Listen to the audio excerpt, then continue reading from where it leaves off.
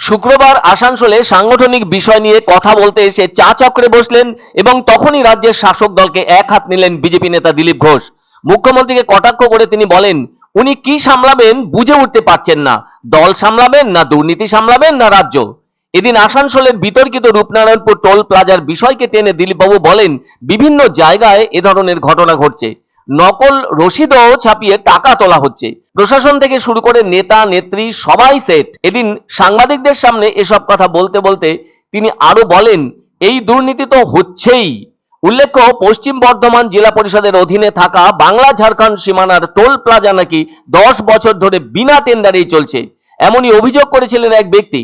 অভিযোগকারীর দাবি, তথ্য জানার অধিকারে আবেদন করে তিনি জেনেছেন 2014 সালের পর থেকে ওই টোল প্লাজা সংক্রান্ত কোনো তথ্যই নেই পশ্চিম বর্ধমান জেলা পরিষদের কাছে, যা সত্যি অবাক করা ব্যাপার।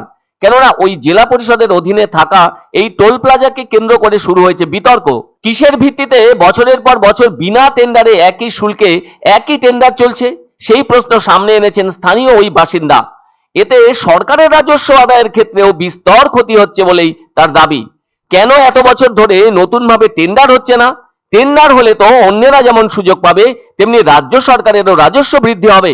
কিন্তু নতুন টেন্ডার না হয়ে একজনকেই কেন বছরের পর বছর ধরে অনুমতি দেওয়া হচ্ছে? সরকার ব্যবস্থা না নিলে জনস্বার্থ মামলার পথেও হাঁটতে পারেন বলে জানিয়েছেন ওই ব্যক্তি।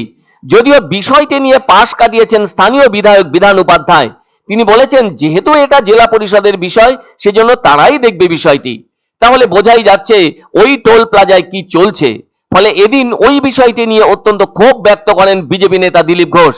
ওই টোল প্লাজার দুর্নীতির প্রসঙ্গ ছাড়াও তার সঙ্গে আসানসোলের জামুরিয়ার বহু কারখানার অবৈধভাবে জমি দখল বা নদী চুরির বিষয়কে সামনে রেখে দিলীপ ঘোষ বলেন, যখন কারখানা তৈরি হয়েছিল তখন একবার কর্পোরেশন টাকা নিয়েছিল, আবার এখন জরিমানা করে টাকা নেবে।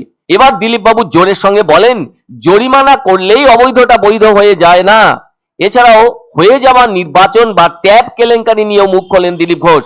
সেজন্য এদিন বিজেপির সদস্য সংগ্রহ কর্মসূচিতে এসে তিনি বলেন, রাজ্যে যেন লুটের কম্পিটিশন চলছে, কায়দা করে সরকারি টাকা লুট করা হচ্ছে, প্রকল্পের নাম বদল করা হচ্ছে, আবাসন শৌচালয় তৈরি থেকে শুরু করে এখন স্কুল পড়ুয়াদের ট্যাব। তিনি বলেন, এই সরকারের আমলে কোথায় না দুর্নীতি হচ্ছে, এখন বলা হচ্ছে সাইবার অপরাধ। এদিন সকালে দিলীপ ঘোষ আসানসোল শহরের জিটি রোডের একটি পার্কে প্রাতঃভ্রমণ করেন, আর তারপর তিনি আসানসোলের জিটি রোডের বাজার সংলগ্ন দলের অফিসে যান। সেখানেই নেতাদের সঙ্গে চা চক্রে অংশ নেন। এরপর তিনি পৌঁছে যান বার্নপুর বাস স্ট্যান্ডে। সেখানে দলের তরফে সদস্য সংগ্রহ অভিযানের আয়োজন করা হয়েছিল। এদিন সারা দিন ধরে আসানসোল উত্তর, আসানসোল দক্ষিণ, কুলটি, বারাবণী ও রানীগঞ্জ বিধানসভার একাধিক জায়গায় সদস্য সংগ্রহ অভিযানে যোগ দেন দিলীপ ঘোষ। তার সঙ্গে ছিলেন রাজ্য নেতা কৃষ্ণেন্দু মুখোপাধ্যায়, আসানসোল সাংগঠনিক জেলার সভাপতি বাপ্পা চট্টোপাধ্যায় সহ আরো অনেকে। যেখানে সেখানে টোল প্লাজা বসিয়ে টোল ট্যাক্স জোর করে আদায় করা হচ্ছে, লুটের রাজত্ব চলছে। এই সরকারের যে কটা দিন আছে লুট চলবে। এই যে লুট, সরকারি টাকা লুটের কম্পিটিশন চলছে। সরকারের লোকেরা, পার্টির লোকেরা লুট করে খাচ্ছে, সাধারণ মানুষ বঞ্চিত হচ্ছে। ধামাকা ধামাকা ধামাকা, সানরাইজ মার্বেলের নতুন শোরুম শীঘ্রই আসতে চলেছে জলপাইগুড়ি গৌরীয় মঠের পাশে নতুন করলা সেতুর কাছে। এখানে পাবেন আধুনিক টাইলসের রকমারি সম্ভার। এক অন্য অনুভূতির স্পর্শ পাওয়া যায় রয়কো ব্র্যান্ডের গেঞ্জি ও জাঙ্গিয়ায়। তাই ছোট বড় সবার পছন্দ রয়কো গেঞ্জি ও জাঙ্গিয়া। প্রস্তুতকারক জয়মনি হোশিয়ারি, কলকাতা। আনন্দ সংবাদ, আনন্দ সংবাদ। 30 বছরের নির্ভরযোগ্য প্রতিষ্ঠান ইন্দ্রমণি রাইস মিল। আমাদের কয়েকটি জনপ্রিয় ব্র্যান্ড হলো তাজ, বরলি, খুশি ইত্যাদি। আমাদের ফ্যাক্টরি আউটলেট সিজে ট্রেডিং কোম্পানি, দিনবাজার, এক্সিস ব্যাংকের পাশে, জলপাইগুড়ি।